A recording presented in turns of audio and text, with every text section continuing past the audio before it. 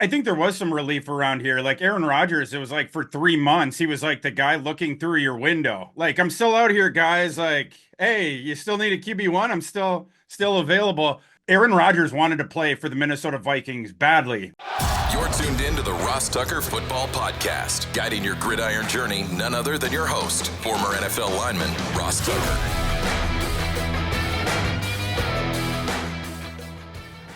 Oh, yeah, it is. But it's not just any Ross Tucker Football Podcast. It is a Monster Monday. We got Thor Nystrom in the house. You guys are going to enjoy this. Not often we have sort of a debate here on the Ross Tucker Football Podcast. I'm not even messing around. I want to make sure we have plenty of time for this discussion. It's Big Show time. The Big Show. All right, so I don't do this very often, right? Which is number one, focus primarily on one team. And number two, bring someone on for a debate.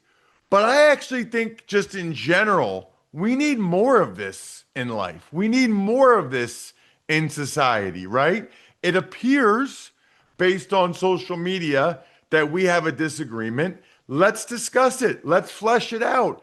What's the worst thing that can happen? One of us gets more educated or one of us has a sharper argument? That's all we did in college. I don't know why you can't do that in society anymore. Plus, Vikings fans are awesome, and they're all mad at me, and they all hate me right now. So let's at least have a conversation so that they can see where I'm coming from, and I'm not a Vikings hater, because I assure you, I don't even care that much about the Vikings, other than I think Kevin O'Connell's incredible, and I have a backstory with their GM and some people in the front office. I actually love the Vikings. Last time I did a game there, they had a specific spread just for me because of my hashtag Tuck spreads. They might have the best PR staff in the league. I love those dudes. So anyway, long-winded way of me saying I'm bringing on Thor Nystrom. He is the voice of the Vikings fans. Okay, that's what Thor represents. He called me disingenuous. No, I take that back.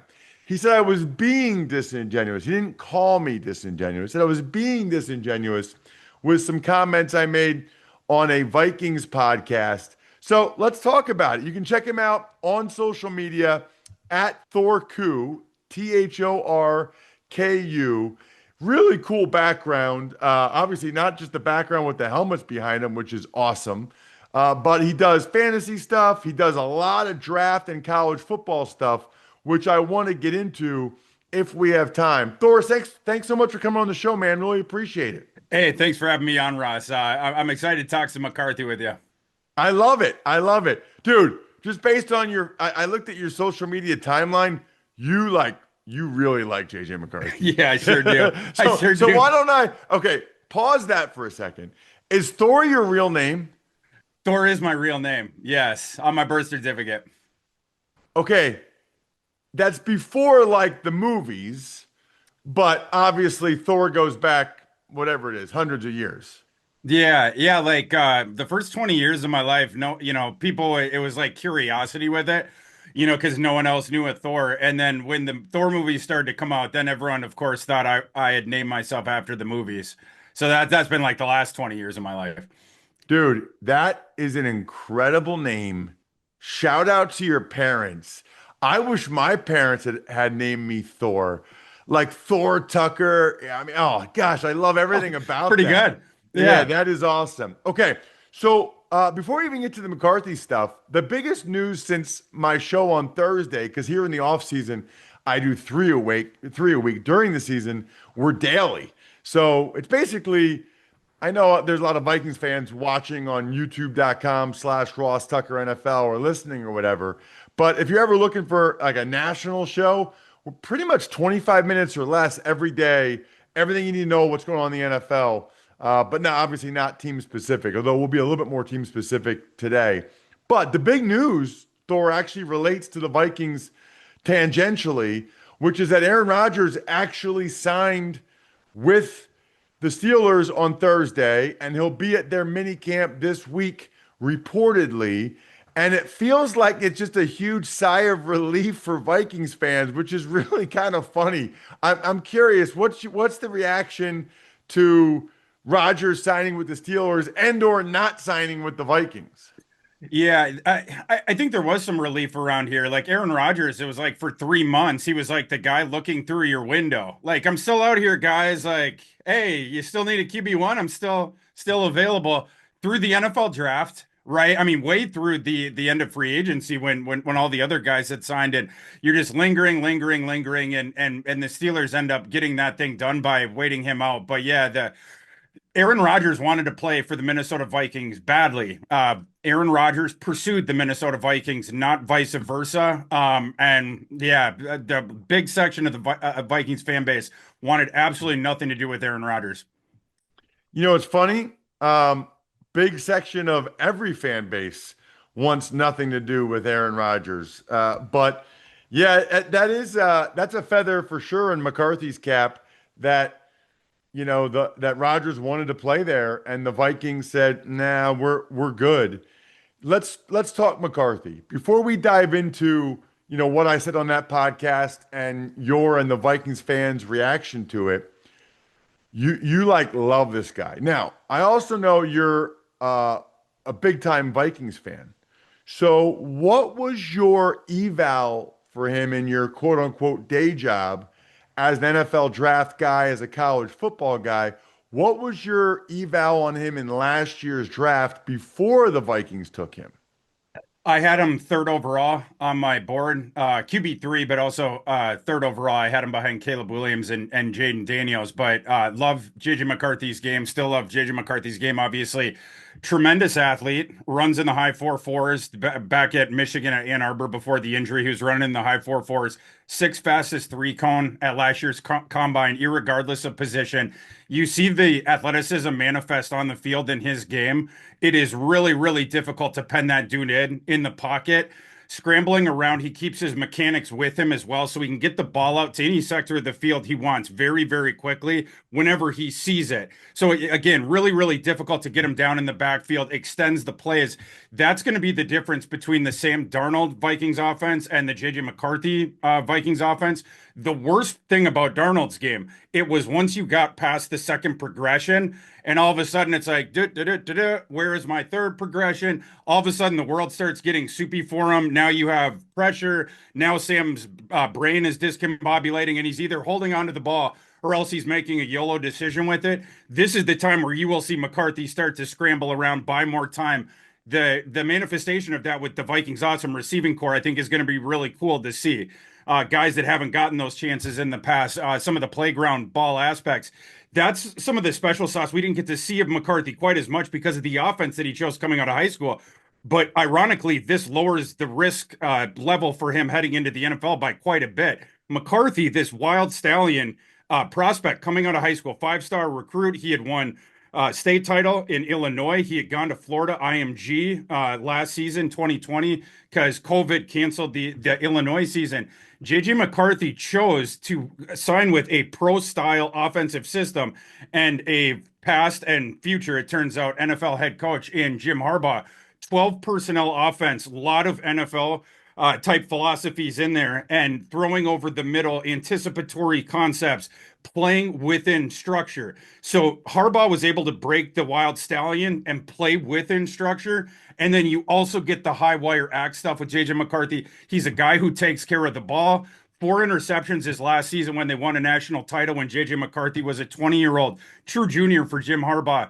3 of those came against Bowling Green in early September, which means the final 12 games, when Michigan played by far the hardest schedule in the nation en route to the national title game, he only threw 1 interception in those 12 games. Played Penn State, Ohio State, Iowa, Alabama, national title game against Washington. It was this murderer's row, and he played flawless football, including ending Nick Saban's career in the semis, and then, of course, winning the national title. Very bullish on his game, the translation to the NFL. It's funny because I remember that Penn State game where they didn't throw the ball once, right? In the second half, something like that. And it's funny because there are some people that took that as, boy, that says a lot about how they feel about McCarthy, or it says something about how Michigan feels about McCarthy. I think it was honestly more, they thought it was the best way to win the game and they just loved running the ball. But that's not really what we're here to talk about. What we're here to talk about is I went on a show and they asked me what I thought about the Vikings this year, and what I thought about the NFC North. And my opinion is I think the Lions and the Packers are the two best teams. They both have concerns. The Lions' concerns just got increased with the Frank Ragnow, retirement and adding that to having two new coordinators. And then I kind of pegged the Vikings and the Bears around the same spot, which is 7 to 9 wins would be my guess. Obviously, either one could do better than that. Certainly, I didn't expect the Vikings to win as many games as they did last year with Sam Darnold, but pretty much the same logic, right? Is that more or less JJ McCarthy's a rookie, his first time playing. Looked awesome in that Raiders preseason game last year, but just hasn't played. I think there'll be ups and downs, and I think that they'll probably win about half their games as a result. The point I made on the show was that I know the Vikings love JJ McCarthy. I've seen Mark Wilf, fellow Princeton grad, by the way, like Kwesi Adolfo-Mensah, say that he's got a gravitational pull as a leader, all those things. I know they love him. But my basic point, Thor, was that, there was lots of reports out there that they tried to bring Darnold back. But even if you just move on from the Darnold thing, right? Tom Pelissero, would you agree, Thor? Tom Pelissero has a really good feel for the Vikings and knows that team well. Lives in Plymouth. Yes, very well connected in the league and specifically with the Vikings. I would agree with that. Yeah, so he came on this show about a month ago, and he said something I hadn't heard anywhere else, which is that Daniel Jones actually got offered more money guaranteed by the Vikings than he did with the Colts. And I think he got 13.125, 13 and change guaranteed from the Colts. So let's just say, for argument's sake, it's 14 million. It could have been more than that, but let's just say, for argument's sake, 14 million with the Vikings. My basic premise, Thor, is that there's still some concern there or some doubt as it relates to McCarthy, because otherwise, the Vikings GM is very smart. They're not just if they're not just handing out $14 million guaranteed to people for no reason. If they are, I'll drive to Minnesota right now. Like they're not doing that. So I don't know, okay, if that was to have Daniel Jones compete to start with JJ. I don't know if that was maybe to have Daniel Jones start at the start of the season, and kind of ease McCarthy in, or maybe they just really wanted Daniel Jones as a backup that badly. That would surprise me because the highest paid pure backup quarterback in the league is Marcus Mariota at $8 million. So I don't pretend to have any sources. I don't pretend to be talking to people in Minnesota. I'm just taking Tom Pelissero, who I think is fantastic, his information, and I'm using logic that if they offer Daniel Jones $14 million fully guaranteed, on some level, in some way, there's some doubt about McCarthy. Go ahead, Thor. Yeah, so the way that, of course, Daniel Jones in November of last year gets released and had an option to go to several different teams, ends up choosing the Vikings and the Kevin O'Connell Rehabilitation School for quarterbacks who have gone wayward and don't read good too. So he comes in and then, for a couple months he's in that room. The idea all along was Sam is going to walk, but maybe we get a franchise tag trade out of him, or else just the third round comp pick next year when he signs with someone else on the free market. Daniel Jones becomes the QB2, right? And initially, I think they thought that they would get him for just a shade north of the Sam Darnold contract last year, the 1 year 10 and change, 11 and change, whatever. They ended up going a little bit above that, and you mentioned, per Pelissero's reporting, end up finishing just above the Colts offer in terms of that. I don't begrudge Daniel Jones for signing with Indianapolis, though, because he found a situation where he had far better odds of winning the week one starting job.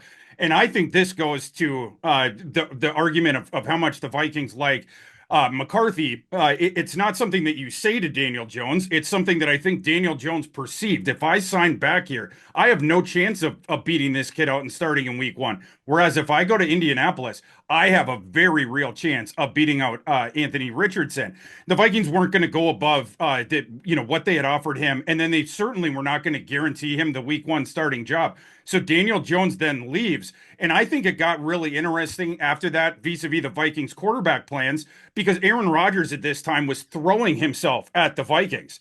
He would have signed for dang near the veteran minimum. I mean, I'm slightly exaggerating. It's not by much. He was hanging out there for months begging. Like he wanted to go to Minnesota. That's why this took so long with the Steelers. The Vikings did discuss it, right? I mean, Kevin O'Connell, a California kid, went to San Diego State. Aaron Rodgers, I believe, is a year older, also from California. They've known each other for a very long time. They are at minimum text friendly. And so, if one of the great players of all time at his quarterback or, at that position and in the NFL texts you and is like, I'm very, very interested in starting for you next year, chasing a Super Bowl title, and it won't cost anything to sign me. You have to have that discussion at a certain point. But I thought it was very, very telling that they told Aaron Rodgers no. And then they rolled it forward with JJ McCarthy. And they end up, for all this talk of the QB1 thing, was it going to be Flacco then? Was it going to be Tannehill? There was all these names that were tossed out. They ended up getting it done on day 3 of the draft. They skipped down like 25 spots on in round 5 with the Seahawks to acquire Sam Howell. And I think, and Thor, Yeah, let me just jump in real quick. I think that was a fantastic move. for sure. And that is a move that's indicative, in my mind, of their confidence in JJ because Hal is a competent backup, inexpensive. That's very smart. My point is, why did they ever offer Daniel Jones $14 million fully guaranteed, right? So if it's any of this, and by the way, Daniel Jones definitely picked the Colts because he definitely thought he had a better chance to start with the Colts and thought it was better. Like, there's no doubt about that. But what I'm saying is, I'm using logic. Why would the Vikings, who are very smart, very well run, why would they offer Daniel Jones $14 million fully guaranteed unless they had some level of whatever word you want to use, concern or doubt, or on some level, Thor, they felt a need to offer Daniel Jones $14 million.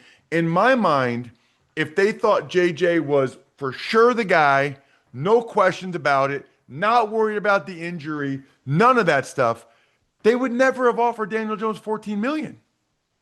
Yeah, the ever since the Wilfs have taken over, you mentioned that the Princeton connection with you and the Wilfs. Ever since the Wilfs have taken over, the Vikings have had predominantly good rosters. They made the playoffs a bunch, but you've had a couple seasons wrecked by quarterback injuries. Ross, you remember the year where you had the training camp, a very unfortunate one with Teddy Bridgewater ended up affecting his career. You had to trade a first round pick then in August because desperation is a stinky cologne, as they say in Starship or in anyway, blanket out the day. But you have to trade that, and then a few years ago you had the thing where because of all the quarterback injuries, you had to trade for Josh Dobbs on the fly, and the Pastronaut had to come in. He'd been learning the playbook for 2 days, and then they had to start him. O'Connell was talking to him until the second they cut off the comms. Every play is like, look for this guy first. He's going to be on your right, and then this left guy, his name's Jordan Addison. He can be, it was sort of like that. The Wilfs have seen a couple times where the quarterback injury has submarined the team. They do not see that as an excuse, right? So if this coming season, JJ McCarthy, who is going to be, now he's heading in as the starter year 2, this is going to be the first time you ever had a top 10 drafted quarterback who missed his entire rookie season and is then starting week 1. Of year 2. Now, I'm bullish. Kevin O'Connell's bullish. People in the Vikings building are obviously bullish. But yeah, it goes. This is an unprecedented scenario. So when you had all this cap room because you're moving from Sam, Kirk Cousins, then Sam, now you're going to JJ McCarthy. You have the cheat code rookie contract. You went out and you signed all these people. You now outside of the quarterback position, I think you have a Super Bowl contending roster, at least qualitatively. So do we have the quarterback position solved? I happen to think we do. I know there's people in that building that think we do. But because of that unprecedented scenario that you're stepping into, the idea of insurance, and I think this is where it became a three-dimensional chess thing. Vikings end up signing two new starters, interior offensive line. They drafted the third new starter on the interior offensive line in April. That was Donovan Jackson, but they signed the two guys from the Colts, Kelly and Fries. And then on the interior defensive line, they also signed two new starters there. They were going out and shooting bullets, from all this ammunition they had with the cap space. You could have delineated some of that or siphoned some of it off that you signed one of the starters, say for defense or say the interior offensive line. That was the cost of Daniel Jones of bringing him back. Right. And so, in the moment with what I all think these, is interesting about that too, Thor, is like, okay, so let's say they're making Daniel Jones the pure backup. Man, like he's double, he'd be paid double more than any other backup quarterback in the NFL. That is, I don't know. I mean, let's put it this way.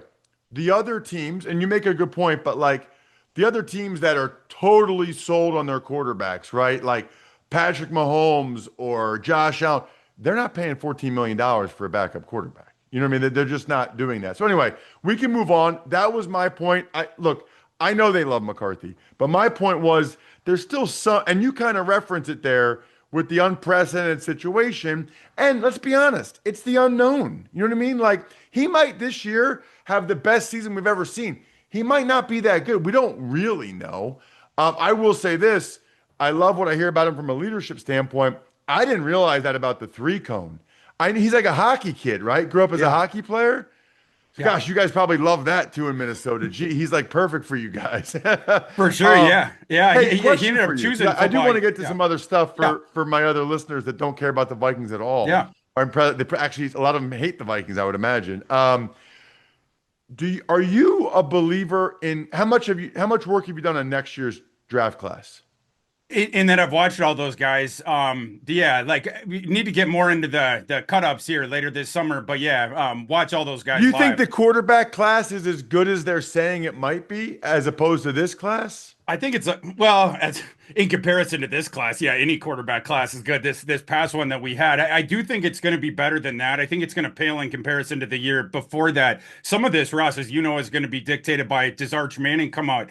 And I don't think it's a slam dunk that he will not come out, as some people are depicting it. You have that thing of, Peyton and Eli Manning both went back to school, even though they were the presumptive number one overall pick, right? Coming out of the SEC, just like Arch is doing. They went back for the fourth season, even though that wasn't the NIL era. And so there's this idea because of that. Certainly Arch will stay at Texas for a fourth year. That is a data point from the Manning family. Here's another one. As you know, when Eli Manning came out, he did end up going number one.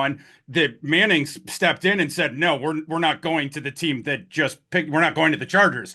They got the trade to the Giants. If the team who ends up number one coming out of this coming season and is sitting number one in the draft, if the Manning family likes that situation, are you telling me that they're not going to have Arch go out? I think this is heavily dependent. Could be the Saints. If it's the Saints, he's going. It's the Saints. Well, it's the local team, though. That's why I'm thinking. I think there's a decent chance. Oh, you never know. They're not in a great spot right now. It's a good point. Hey, here's the thing. Everybody needs to check him out on social media at Thor Koo. He's an NFL draft analyst, fantasy football. I love it. Thor's Day. Extremely passionate, and this is the way society should be. Okay, like we should both kind of present our arguments and then let the people decide. Although the problem is they're all Vikings fans. They're just going to take your side anyway. Thor, thank you so much for coming on the show, man. Really appreciate it. Thanks so much for having me on, Ross. Appreciate you. All right, let's dive into the news. But first, all right, we got a lot going on right now that you can use the Game Time app for. NBA Finals, Stanley Cup Final. How about baseball? Have you guys ever actually gone to the Game Time app and seen what the prices are to take your family to a baseball game? It's not much. You want to talk about value and also just the concerts. They've got last minute deals. if you ever don't know what to do on a summer night or on a weekend, just type in the closest city to where you live. You'll be amazed how many events are going on, way more than you think are. Take the guesswork out of buying tickets with Game Time. Download the Game Time app, create an account, and use code ROSS for $20 off your first purchase. Terms apply. So again, create an account and redeem code ROSS for $20 off. Download the Game Time app today. Last minute tickets, lowest price, guaranteed. All right, you want to know what I'm into these days? Smirnoff and like hydration drinks, like that mix. Like Smirnoff with like a Gatorade Zero or Smirnoff with any type of recovery drink. It's perfect because I'm getting what I want from the Smirnoff and I'm getting hydrated at the same time, which is amazing. Smirnoff is the world's #1 vodka. It is an official vodka partner of the NFL. And by the way, official vodka partner of this show, maybe more importantly. Grab a bottle of Smirnoff at your local retailer. Head over to Smirnoff.com to find recipes of delicious cocktails perfect for game day. Please drink responsibly. Smirnoff number 21 vodka, distilled from grain, 40% alcohol by volume. The Smirnoff Company, New York, New York. Please do not share with anyone under legal drinking age. Tuck's Takes. All right, Ross, the biggest news you guys talked about earlier in the show, Aaron Rodgers, he agrees to terms with the Steelers for minicamp 1 year, $13.65 million, $10 million guaranteed. Obviously, Jack, gonna make this my Labatt take of the week. Brought to you by Labatt. With Labatt, you can buy beer and get gear. Go to their website, snap a photo of your receipt, and upload it to gain points towards exclusive merch. Any size, any product, anywhere you're buying Labatt. Sign up at rewards.labattusa.com. Here's what I would say about Aaron Rodgers. A couple thoughts, right? I believe that the Steelers are hoping that he has his Brett Favre Viking season in Pittsburgh this year, right? Remember, it was just okay for Favre with the Jets. Then he goes to the Vikings, and that first year he was awesome.